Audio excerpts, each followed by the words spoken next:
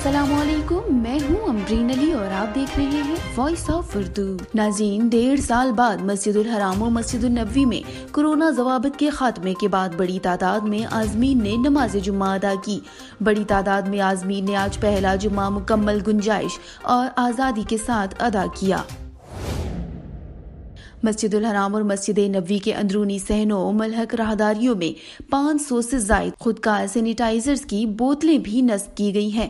ताहम इस दौरान मास्क के इस्तेमाल की पाबंदी बरकरार रही। जी बहुत खुश हैं, आज हमने रोज़ा रसूल पे हाज़िरी दी है और आज मस्जिद नबी में बिल्कुल किसी पाबंदी के बगैर नमाज हो रही है, नमाज जुम्मा हो रही है और हमें बड़ी खुशी हो रही है। हम आलम इस्लाम के लिए और पाकिस्तान के लिए खुसूसी दुआएं मांगी हैं जी, तो अल्लाह की ज़ात सब पे रहम करम करे जी। आज हम बहुत ज़्यादा खुश हैं कि बहुत ही अरसे बाद मस्जिद नबी में बग़ैर किसी चीज़ के हम आए हुए और बग़ैर समाजी फासले के बैठे हुए नमाज जुम्मा अदा करने के लिए आए हैं, तो उससे बड़ी की खुशी बात है ही कुछ नहीं है जी।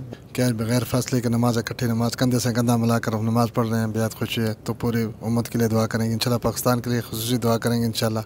बाकी जिन दोस्तों ने दुआ का कहा है उनके लिए इंशाल्लाह अल्लाह रब्बुल इज़्ज़त ने इस तरह सबको मिलकर नमाज पढ़ने की तौफ़ीक़ अता फरमाए। इसके अलावा मुख्तलिफ मकामात पर 50,000 से ज़ायद आब ज़मज़म की बोतलें, जबकि मुअम्मर और माजूर अफराद के लिए 5,000 इलेक्ट्रिकल और सादा व्हील चेयर्स का इंतज़ाम भी हरमैन शरीफैन इंतज़ामिया की जानिब से किया गया।